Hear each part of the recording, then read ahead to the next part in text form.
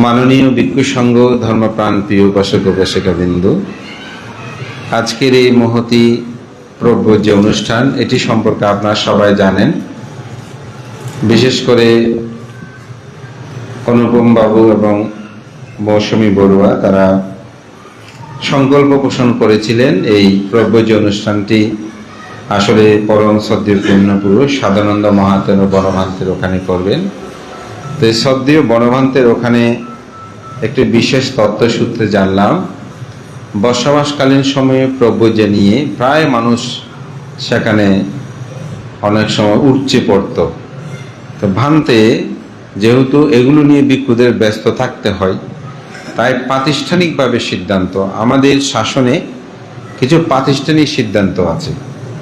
যেমন কিছু কিছু প্রতিষ্ঠানে ভোর 4টায় উঠতে হয়, কিছু কিছু প্রতিষ্ঠানে 3টায় উঠতে হয়, কিছু কিছু প্রতিষ্ঠানে 6টায় উঠতে হয়, আর বাকিগুলো নিয়ম নাই, এগুলো দেরিতে উঠে। ওইটা নিয়ম বলবো না আমি, ওইটা অনিয়ম।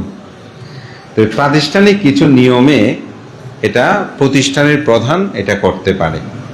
তো শ্রদ্ধেয় আমাদের বনভান্তে সেই কাজটা হয়তো করেছিলেন ভিক্ষুদের সুবিধার্থে। এই 3 মাস সেখানে কোনো প্রব্রজ্য হয়নি, কিন্তু যেহেতু পরীক্ষা দিয়েছে সেই এবং সামনে কলেজ শুরু হবে, তো বুদ্ধের ধর্মটা হচ্ছে আসলে চিত্ত প্রদান ধর্ম। এটি যে কোনো সময় যে কোনো স্থানে করা যায়। তো ওনারা যেহেতু সংকল্প নিয়েছেন, তো আমি একটু পরামর্শ দিলাম যে আপনারা ওখানে গিয়ে আজকে একটু বন্দনাদি কর্ম সম্পাদন করে আসেন। তো আজকে সকালে তারা গিয়ে শ্রদ্ধেয় আমাদের সাধারণ মহাতের বনমাতা ওখানে বন্দনাদি কর্ম সম্পাদন করে আজকের এই পুণ্যতীর্থে ওনাদের সন্তানকে প্রব্রজ্য ধর্মে দীক্ষা প্রদান করার জন্য এই পুণ্যময় অনুষ্ঠান আয়োজন করেছেন। তা আমি মনে করি এটা অবশ্যই করণীয় কর্তব্য। হ্যাঁ, তাদের নিয়ে আসে একটু সাধুবাদ। সবাই একটু সাধুবাদ দেন, আপনারা দাঁড়িয়ে সাধুবাদ দিতে পারেন। সাধু সাধু।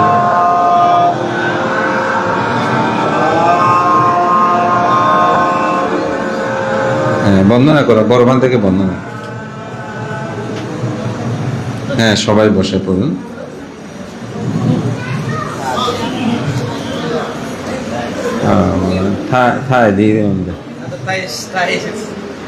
আমি অনুপম বাবুকে বলছি যে প্রভু যেহেতু দেবেন সন্তান, খাবার সেগুলো সব যেন ভালো উন্নত ভাবে দেন। তো ভান্তেও দেখে ওই জন্য ভাবছে অনেক উন্নত চিবরদারও থাকে, খুব ভালো। তো আমি যেটা বলছিলাম, তো আমাদের বাংলাদেশে বিশেষ করে আমাদের পূর্ব আচার্যগণ প্রত্যেকটি বিশেষ করে সন্তানগণকে আমাদের পুরুষদেরকে প্রব্রজ হওয়ার জন্য একটা ট্রেডিশন বলা যায়, এটা আছে। তো আসলে আমাদের এখানে তো একবার হয় মাত্র। আমরা অতি সাম্প্রতিক থাইল্যান্ডে ছিলাম প্রায় 10 দিনের মতন। সেখানের অনেকগুলো বিষয় আরও শুনলাম, আগেও জেনেছি।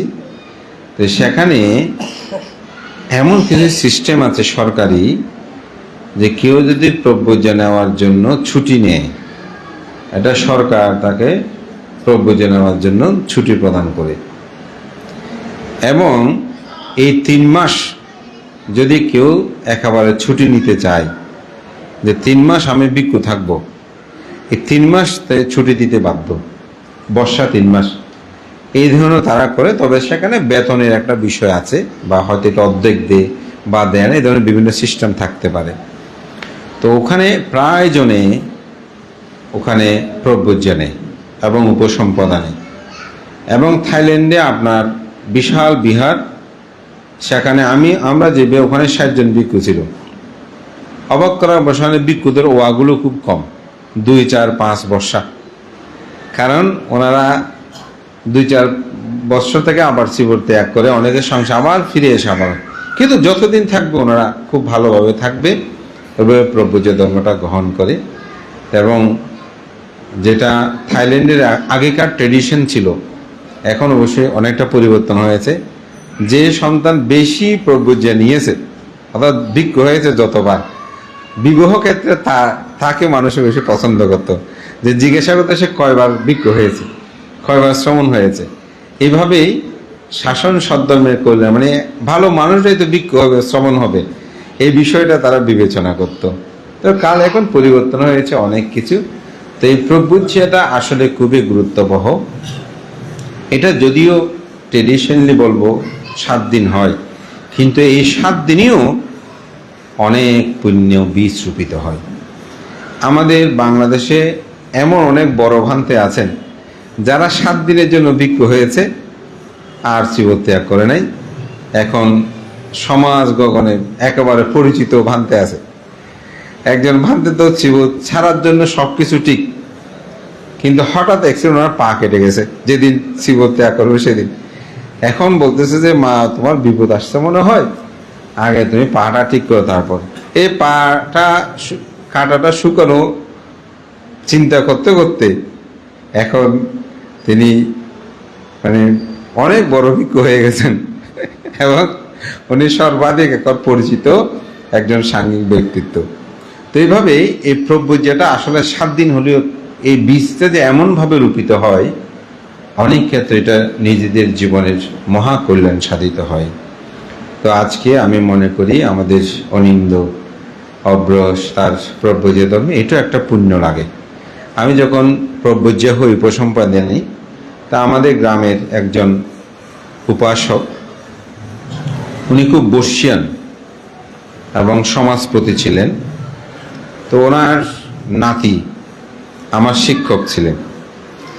তা আমি নতুন প্রব্রজিত ভিক্ষু হওয়ার পরে আমি আমাদের বিহারের পাশেই, শিলঘাটা বিহারের পাশে হচ্ছে আপনার স্কুল, প্রাইমারি স্কুল। তো উনি প্রাইমারি স্কুল তখন প্রধান শিক্ষক। তো আমাকে দেখে দূর থেকে ডাকো, ওবা নোয়াবান্তে ইকেয়ুন। তো আমার শিক্ষক, আমি গেলাম। তো আমাকে অফিস রুমে নিয়ে গেল, নিয়ে গিয়ে আমাকে বলছে বসেন। কোথায় বসাচ্ছে? আমাকে হেড টিচারের ওনার আসনে। এখন আমি নতুন ভিক্ষু হলেও আমার তো ভয়, এই তো গত পরশু দিনে তো আমি ওনাকে পায়ে ধরে নমস্কার করেছি। এখন আমি শ্রবণ ভিক্ষু হওয়ার পরে আমাকে ওনার চেয়ারে বসাচ্ছে। আমি বলছেন না স্যার আমি এদিকে বসি। না আপনি এখন আমার ছাত্র নাই, তো আপনি এখন ভান্তে। আমাকে ওনার হেড শিক্ষকের, হেড স্যারের চেয়ারে আমাকে বসালেন। তো সত্যি কথা আমি পুরো বসতে পারি নাই, কোনো রকমে আর একটু সামনে করে এসে এমনি কোনো রকমে বসেছি। আমার কেন জানি সংকোচ লাগছে, এই স্মৃতিটা আমার এখনো মনে আছে। তুমি আমাকে বলছে আপনার অনেক পুণ্য পারামি আছে, আপনি প্রব্রজ নিয়েছেন, ভিক্ষু হয়েছেন। আমার দাদু ট্রাঙ্কের মধ্যে অষ্টপরিষ্কার কিনে রেখেছে ভিক্ষু হওয়ার জন্য, কিন্তু ভিক্ষু হবে হবে করে তিনি হতে পারে নাই, তিনি মারা গেছেন। কেন? বয়স কমে। তিনি 108 কি 10 বছর বেঁচে ছিলেন। উনি কিন্তু পুণ্যবান মানুষ, 108 কি 10 বছর বেঁচে ছিলেন। কিন্তু তিনি এমনি শ্রমণ হয়েছে আগে, কিন্তু ওনার সংকল্প ছিল যে আমি শেষ বয়সে আবার একটু ভিক্ষু হব, কিন্তু হতে পারেনি। বলে যে আপনি হয়েছেন, আপনি থাকবেন। এসে আমাকে আমার শিক্ষক হিসাবে, কল্যাণ মিত্র হিসাবে তিনি আমাকে প্রেরণা দিয়েছেন। তো আসলে অতীত জন্ম জন্মান্তরের পুণ্য লাগে। অনেকে হয়তো যদি বলে না মানতে আমরা তো এখন হতে চাইলে হতে পারি, এই এখন হতে চাইলে হতে পারি এটাও পুণ্য। কারণ অনেকের পক্ষে এটা সম্ভবপর হয় না। অনেক মানুষ আছে হবে হবে বলে আর হতে পারেনি। তো অভ্রের আজকে আমি মনে করি এটা পুণ্য। আর আপনারা যারা আজকে এখানে এসেছেন, এটাও আপনাদের জন্য পুণ্যময়। কেন ভান্তে? আমরা 38 প্রকার মঙ্গলের মধ্যে বলছি সামানেরা দাসানান, নতুন যারা ভিক্ষু শ্রমণ দেখা, এটা পুণ্যের। তো ওনাকে দেখায়, ওনার মধ্যে আপনাদের মধ্যে যে একটা চেতনা উৎপন্ন হয়, এই চেতনাটা কিন্তু পুণ্যের, এবং এর দ্বারা জন্ম জন্মান্তরের হেতু উৎপন্ন হয়। আমরা পৃথিবীতে যে যত কথাই বলি না কেন, পৃথিবী কিন্তু একটি কর্মচক্রের মধ্যে আবদ্ধ। এই কর্মচক্রটা সেভাবে সেটা ঘুরতে থাকে, এবং মানুষ যখন পুণ্যকর্ম করে, সৎকর্ম করে, সেটার ফল সেই প্রাপ্ত হয়। আপনারা যে অনেক সময় যে যেটা চায় মাঝে মধ্যে সেটা পেয়ে যান না, এটা কেন পান জানেন? এটা হচ্ছে বিছে দানাং দাতাব্বাং ইয়াতা দিন্নাম মহাব্বালাম। যারা বিচার করে দান করে, অনেক সময় প্রার্থনা করে বান্দা আপনার কি লাগবে, কেমন লাগবে, এরকম বিচার করে যারা দান করে, ওদের এটা প্রাপ্তি ঘটে। কল্পতরু যেটা আছে দান করে না, বিভিন্ন কিছু মিলে এই কল্পিত বস্তু পাওয়া, এগুলো পুণ্য। পুণ্যের সাথে এখানে জীবনের কিন্তু পুণ্য শক্তিটা এমন, আপনি যেটা চাইবেন কেন কোনোভাবে এটা মিলে যাবে। আজকে অনুপমের সাধারণ বসে আমাদের বানতে আমার খুব ইচ্ছে একটু কীর্তন হলে ভালো হয়। তার মধ্যে ঠিক আছে, আশা করি যেহেতু শুক্রবার এখানে ওদের সাথে যোগাযোগ করা, আমাদের এরকম ব্যাপার তোমরা একটু, ওরা একদম 5টা থেকে এখানে অপেক্ষা করছে যে ঠিক আছে ভানতে। তো এটা ওনার পুণ্য শক্তি। আবার কিছু আপনি শত চাইলেও সেটা পাবেন না, এই পুণ্যের যে একটা শক্তি এটা বিদ্যমান। তা আমি মনে করি আজকে তারও এটা জন্মান্তরের পুণ্য, সে যতদিন থাকবে আপনারা উৎসাহিত করবেন। কালকে পরশু দিন গণনা না করে আমার সন্তান এরকম করে করে, মানে কি বলবো, ছেলে থাকতে চায় কিন্তু মা বাবা রাখতে চায় না। এই কিছুদিন আগেও আমার একটা শ্রমণ হলো, তো ও চলাফেরা দেখতে কিছুদিন থাকবে, তা আমি ওকে বললাম ওর মা কাপড় চোপড় নিয়ে আসতেছে, ওদের বানতে ছেলে তো নেমে যাবে, ওইরকম থাকতে চাচ্ছে না। তা আমি ওকে ডাকলাম, তো ডেকে তার সাথে ধর্মীয় কথা, তুমি ওদের বানতে আমি তো থাকতে চাই, আমার মা আমাকে থাকতে দিচ্ছে না। আমি বললাম উনি আমাকে ফোনে কি বললো, আর সে কি বলতো, বলতে আমি আরো কিছুদিন থাকতে চাই। তো এখন যেটা সত্যি কথা, যার ছেলে তাড়াতাড়ি গেলেও আমার কি, আমারটা আমি তো করেছি, ওকে থাকার জন্য উৎসাহিত করেছি। তা আমি আর কিছু বলি, আপনি কি বলতেন, ছেলে কি বলছেন। তবে সে শান্তে আমি তো মাঝে মধ্যে অপ্রিয় কথা কম বলতে চাই, তবু মাঝে মধ্যে বলে ফেলি। তাই বললাম আপনি কাজটা ঠিক করছেন না, আপনার সন্তান তো থাকতে চাইছে, কিছুদিন থাকুক, অতি সাধারণ জীবনযাপন। আসলে ঘরের মধ্যে তো সবাই সব কিছু করে নেই। আমার মনে হয় শার্ট ধুয়েছে কিনা, প্যান্ট তার ধুচ্ছে কিনা কোনো হিসাব নাই, কিন্তু এখানে তার চিবরটা তাকে ধুতে হবে, খাওয়ার প্লেটটা তাকে ধুতে হবে, খাওয়ার জন্য পাটি বিছাতে হবে, সকালে উঠে এখানে ঝাড়ু দিতে হবে। হয়তো সেই ভোরে না উঠলে এখানে 5টা 15-5টায় ঘুম থেকে উঠতে হবে, এখানে সবার সাথে চলতে হবে, ভিখারির মতন ভিক্ষা করতে হবে, মান থাকলেও সেটা আর থাকবে না। একটা অতি সিম্পল লাইফ, হাই থিঙ্কিং যেটাকে বলে, অতি সাধারণ একটি জীবনযাপন কিন্তু এখানে হয়। এটার দ্বারাই একজন মানুষের জীবনে অনেক কিছু উপলব্ধি হয়। হয়তো সে উপলব্ধি না করলে একটা সময় গিয়ে তার জীবনটাকে সে ভাববে।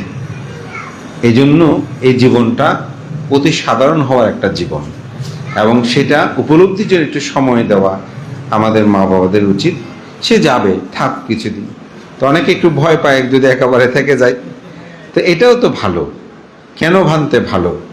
আমাদের অনেক ছেলে মেয়ে মা বাবার নাম মুখ চোখ কাটে না, অন্ধকার পথে চলে যায়, অনেকে জুয়াটি মদতি নষ্ট পথে হয়েছে, এরকম অনেক আছে না।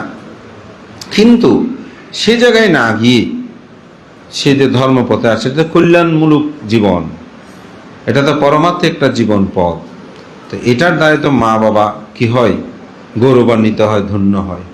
আজকে শ্রদ্ধেয় বনভান্তে সম্প্রতি কথা বলি, বনভান্তে জীবিত, কিন্তু ওনার মা বাবা না কত পূজিত হয়, তাই না, পিতামাতাদের স্বাভাবিক। এই জন্য মানুষ ত্যাগে মহান হয়। মহাকারণিক তথাগত বুদ্ধ আমার গৌরবান্তে একদিন বলতেছে, হদবা বুদ্ধর কি পুণ্য শক্তি দেখো না, 2500 বছরে গিয়ে গই এখনো কোটি কোটি মানুষে পূজা করে। আসলে অদ্ভুত না? আমাদের সুকুমার গুরু একটা কবিতা আছে, কত রাজা এলো গেল বাহুবল হলো শেষ। কত রাজা এসে গেছে, বাহুবল শেষ হয়ে যায়। আচ্ছা, কোনো রাজাকে এইভাবে কেউ বন্দনা করে? তিনি রাজা হলে কিন্তু একটা রাজত্ব লাভ করতেন। তখন ভারতবর্ষের 16টা জনপদ ছিল, অথবা যুদ্ধ করে তিনি সমগ্র ভারতবর্ষ জয় করতেন, এতটুকু। কিন্তু ওনাকে কে এরকম হাত জোর করে কেউ পূজা করত? কিন্তু আজকে কোটি কোটি মানুষ হাত জোর করে এখনো বুদ্ধকে পূজা করে, স্বর্ণ অলঙ্কারে তার মূর্তি প্রতিমূর্তি তৈরি করছে, ঠিক না? এখন আমি যদি আপনাদেরকে বলি আমার একটা বই প্রকাশনা করে দেন, তো দিতে চাইবেন না। যদি বলতে বুদ্ধের একটা ছবি ছাপাবো, এখানে হাত দেখবেন যে 50টা উঠতে, আনতে অসুবিধা নেই, আমি আছি, একটা বুদ্ধ মূর্তি তৈরি করব। বুদ্ধের এটা পুণ্য শক্তি, এটা বুদ্ধের এমন পুণ্য শক্তি, এরকম এটা সহজে এরকম সবকিছু হয়ে যায় বুদ্ধের। কেন?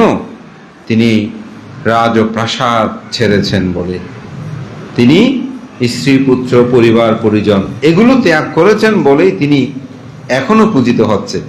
সেগুলো যদি থাকতো পূজা হতো। সম্রাট অশোক শুধু বুদ্ধ ধর্মটা আচরণ করেছে যে জীবনের শেষ সময়ে, তিনিও আজকে সমাদৃত। হয়তো বুদ্ধের মতো হবে, কিন্তু বুদ্ধের ধর্মটাকে পূজা করেছেন বলে এখনো সেই সমাদৃত। তো এই কারণে আমি মনে করি এই ত্যাগটা অত্যন্ত মহিমাযুক্ত। তা আজকে অগ্র মহিমাযুক্ত জীবন লাভ করেছেন। তা আমরা একটা আপনাদেরকে অসুচি ভাবনার কথা বলেছি না, এই অসুচি ভাবনার 5টি ভাবনার একটা অসাধারণ ইতিহাস আছে। সেটি হচ্ছে শিবুলি কুমার যখন মাতৃগর্ভ থেকে ভূমিষ্ঠ হওয়ার পর 7 দিন পর্যন্ত তার পিতা মাতা দানাদি কর্ম সম্পাদন করে, এবং এই 7 দিনের মধ্যে 7 বছরের মতন তার দেহ অবয়ব হয়ে যায়। তখন বুদ্ধ তার পুণ্য পারামি দেখে তাকে জিজ্ঞাসা করছেন, তুমি কি প্রব্রজ্ঞা নেবে? ওই ছেলে বলতে, হ্যাঁ আমি প্রব্রজ্ঞা নেব।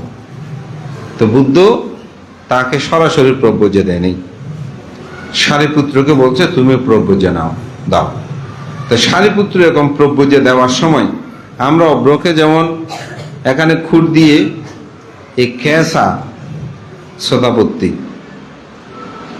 লোমা নাকা দান্ত তাসো, এটা স্মৃতি অনুলোম প্রতিলোম স্মৃতি করতে করতে সেই সদাপত্তি সগিতাগামী অনাগামী অরহত্ব ফল লাভ করলে, এটা স্মৃতি সহকারে সেভাবে কেমন পুণ্য ওইটা ভাবতে তার সমস্ত আসব তৃষ্ণা ক্ষয় হয়ে গেছে। সেই জন্য এটাও একটা কি জন্ম জন্মান্তরের সংস্কার। তো শ্রদ্ধেয় গুরুভান থেকে বন্দনা জানাই, আপনাদের সকলকে আমি পুণ্যদান করি। এবং আজকে অনেক আত্মীয় স্বজন জ্ঞাতিবর্গ আপনারা সকলেই এখানে সমবেত হয়ে প্রভুজ অনুষ্ঠানে উপস্থিত থেকে আমি মনে করি মহাপুণ্য আপনারা সম্পাদন করছেন। এই পুণ্য আপনাদের সকলের শান্তির জন্য রূপিত হোক, আপনারা সবাই নিরোগ দীর্ঘ জীবন লাভ করুন এই প্রত্যয় ব্যক্ত করে আমাদের পরম কল্যাণকামী এই পরিবারেরও সেই প্রয়াত বাবু সুকন বাবু, আমাদের জ্যোতি বিকাশ বাবু সহ প্রয়াত শ্রদ্ধাবতী উপাসিকা মুক্তা বড়ুয়া এবং যারা প্রয়াত আছেন জ্ঞাতিবর্গ, যারা হয়তো আজকে উপস্থিত থাকলে এই অনুষ্ঠানের বিপুলতা দেখে তারা পিত আনন্দ অনুভব করত, তাদেরকে পুণ্য দান করেন, তারা এই পুণ্য লাভ করে সুখী হোক। এবং অনুপম এবং মৌসুমীর অন্যতম আশ্রয়স্থল আমাদের শ্রদ্ধাবতী উপাসিকা অঞ্জলি বড়ুয়া, তিনি যেন নিরোগ দীর্ঘজীবী হয় পুণ্যের কাছে প্রার্থনা করে আমাদের সঙ্গের পক্ষ থেকে আশীর্বাদ পুণ্য দান করছি। আপনারা সকলে সাধুবাদ দিয়ে তা অনুমোদন করুন। আগের মতো করে বসুন, আগের মতো করে বসে এখন প্রব্রজ্ঞা পান। হ্যাঁ হ্যাঁ হ্যাঁ ঠিক আছে, আমি ঠিক, হ্যাঁ ঠিক আছে, হ্যাঁ একবারে হয়ে গেছে। প্রকাশা আহান বান্তে তিসরানেনা সাহা পবজ্জা সমানেরা দশশিলাং ধাম্মাং ইয়াচামি অনুগ্রহং কৃত্বা শিলাং দেতা মে বান্তে দ্বিতীয়ম্পি অহং বান্তে তিসরানেনা সাহা পবজ্জা সমানেরা দশশিলাং ধাম্মাং ইয়াচামি अनुग्रहं कृत्वा शिलं देता मे भन्ते तातियम्पि अहं भन्ते ईश्वरेण सह पवज्ज समानेन दशशिलां धम्मं याचामि अनुग्रहं कृत्वा शिलं देता मे भन्ते।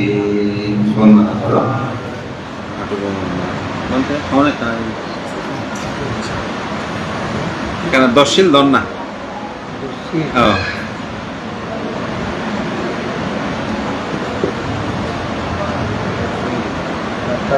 গুজ্জি গুজ্জি পাতানো গুজ্জি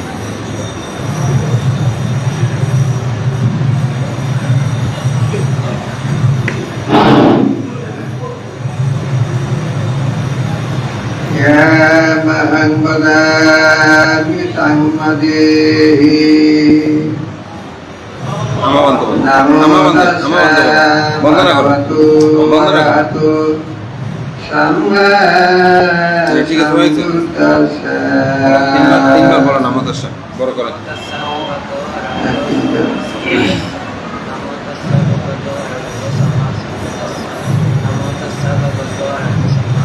বন্দনা করো, হয়েছে। মকরান মকরান, এই যে বুদ্ধম শরণম গচ্ছামি।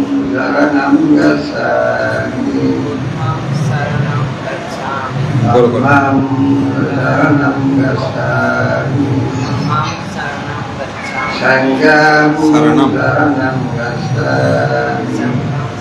সাঙ্গাং না, সাংঘম। ছোট কেটে বলো।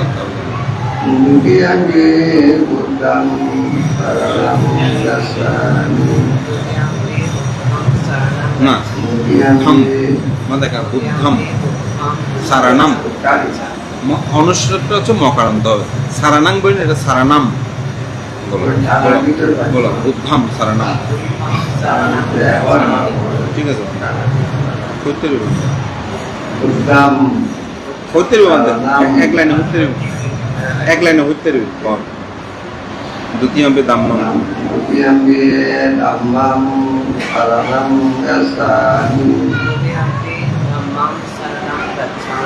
সারানাম মকারান্ত বলো, ঠিক আছে।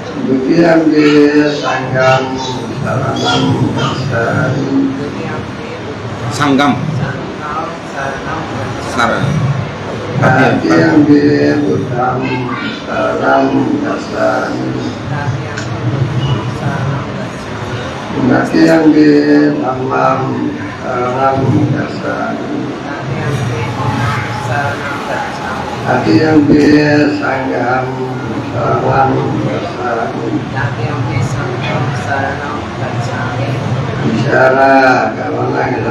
মা বানতে বন্দনা করো,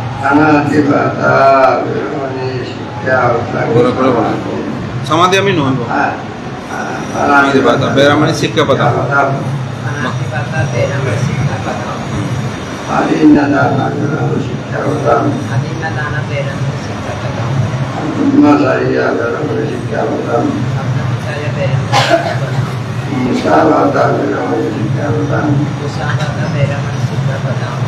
Surah Miriam, Surah Miriam, Surah Miriam aja cara bernotifikasi. Jikalau dalam notifikasi, masa itu, itu, idarsan, pagan. Nah, beramuni, sikap badam, malagan. Malaganda di mana dalam mana ibu dan anak dalam dikatakan Ucca saya. Usia dan mahal dalam dikatakan rata dua rata tapi dia dalam dikatakan Beramuni, imani, membaca imani. amal hero bahasa sikya patani sama Imani, pabajya, samanera, dasa sikha, padani, samadhyami, dutiyampi, imani, pabajya, samanera, dasa sikha, padani, samadhyami, tatiyampi, imani, pabajya, samanera, dasa sikha, padani, samadhyami. Radu mengkijaran tara sampai dalamnya. Dasa silam. Yang tamang selalu supaya kita telah tamati dan sampati. Nama bante bolo. Bondana karo. Onnon bolo. Acharyo, me bante, ohi. Onon patil kono. Onon. Asariyo. Na hoye to, ona hoben de, ona guru. না না ওনারে করাই দি পাতির উপর হন না বলো আমা বান্তে সাম্পাটি স্বামী বন্দনা করো আয় হই অনে পাতির উপর আবার বলো আচার্য মে বান্তে ওহি বলো আমা বান্তে সাম্পাটি স্বামী আবার বলো আচার্য me bante ohi ama bante sampar samin দেখার নাম নামদন যে জ্যোতি নন্দদন ওর দাদুর নাম জ্যোতি তো জ্যোতি বিকাশ আর ওদের সাধনানন্দ বনবান্তে তো হিন্দি নন্দ যোগকরণ তো জ্যোতি নন্দ শ্রামণ ভারতের একটা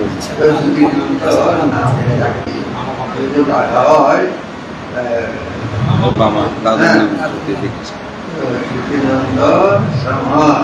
আমার মন্ত্র বন্দনা করো আবার বলো ওকে আবার বন্দনা আমার বানতে বলো আবার বন্দনা করো আবার বলো আমার বানতে বন্দনা করো এখানে নামের বিষয় আছে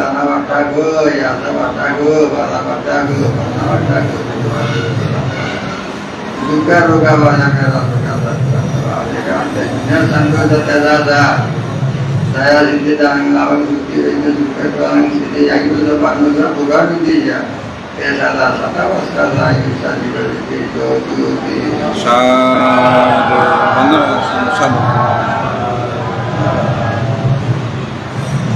এবার তুমি একটু ধুলে বসো পালস্য পিছনে দাও বাবু হয়ে বসো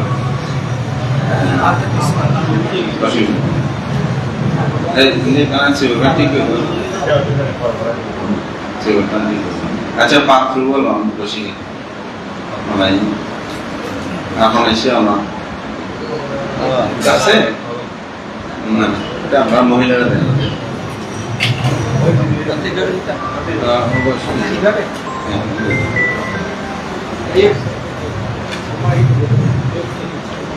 খানাই বে বস মিশি যারা যারা ডিস্টার্ব করে খানা হলে কিলো দূরে করো না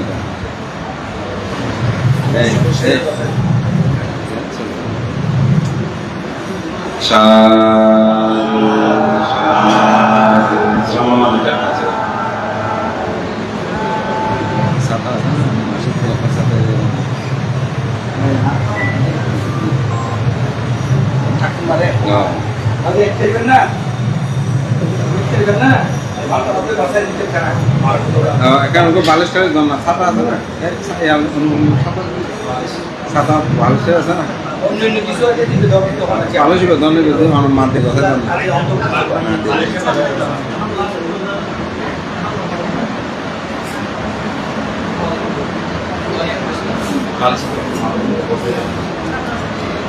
ছাতা আছে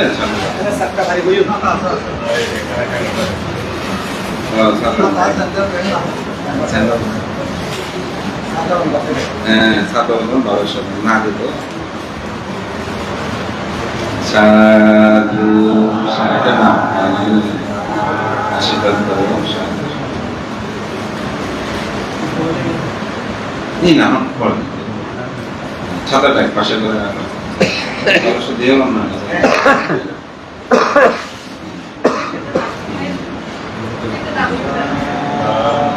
বসাকে দিতে হবে হ্যাঁ যাই না বারোশো মানে গরম সাথে করে জানি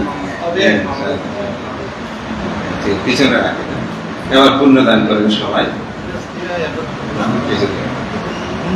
পুণ্যদান করবেন আমাদের আজকে উপস্থিত ডক্টর দীপন কর্মস্থ পানি পানি নেন পানি নেন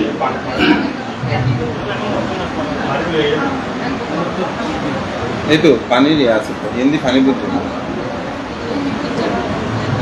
পানি আছে পানি নেই ও হিন্দি আছে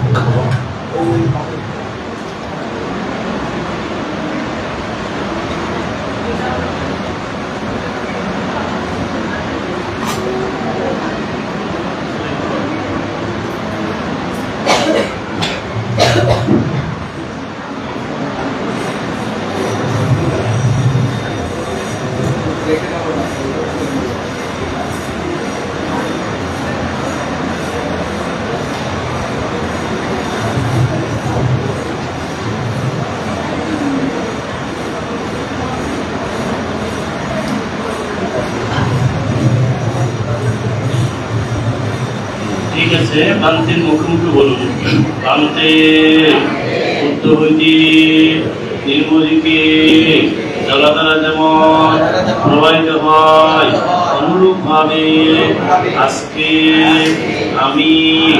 আমরা সম্মিলিত ভাবে এতক্ষণ যাবৎ ব্রহ্মচর্য ধর্মে দীক্ষা সহ পঞ্চাঙ্গশীল গ্রহণ করেছি। সর্বশ্রেষ্ঠ 10 সধর্মদেশনা শ্রবণ করেছি, সূত্র শ্রবণ করেছি। এই পুণ্যের প্রভাবে মুক্ত হইতে নিম্নদিকে জলধারা যেমন প্রবাহিত হয় অনুরূপ ভাবে এই পুণ্য আমাদের প্রায়ত জ্ঞাতি উদ্দেশ্যে দান করছি। আকাশবাসী, ভূমিভাসী, দেবভাসী, বুদ্ধির শাসন, ধর্মী শাসন, সঙ্গে শাসন, রক্ষিত হোক বৌদ্ধদের প্রজ্ঞাবন্ধের একমাত্র লক্ষ্য তৃষ্ণায় দুঃখের মূল কারণ। এই তৃষ্ণা থেকে যতদিন যাবৎ আমরা নির্ঘাত লাভ না করা বলি বৌদ্ধ প্রতিরূপ দেশে জন্মগ্রহণ করিয়া আমার সাথে অজ্ঞানী মূর্খের সাথে সাক্ষাৎ না ঘটো জ্ঞানী কলিরাজ মিত্রের সাথে আমাদের সম্পর্ক ঘটুক। এই পুণ্যের প্রভাবে জগতের সকল প্রাণী দুঃখ থেকে মুক্তি লাভ করুক। অতীতে বর্তমানে যাহা কুশল কর্ম আমরা সম্পাদন করেছি সকল পুণ্যের কাছে প্রতিষ্ঠান করছি যে সকল পুণ্য আমাদের নির্মাণ লাভে হেতু হোক, নির্মাণ লাভে হেতু হোক, নির্মাণ লাভে হেতু হোক।